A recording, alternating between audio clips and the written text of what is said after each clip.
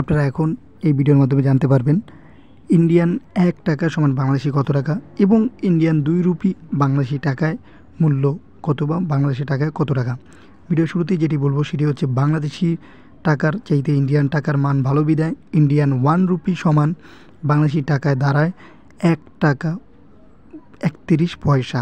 1 টাকা 31 পয়সা এবং 2 টাকা সমান দাঁড়ায় ইন্ডিয়ান 2 রুপি সমান বাংলাদেশি কনভার্ট করলে সমান টাকায় দাঁড়ায় হচ্ছে 2 টাকা 62 পয়সা।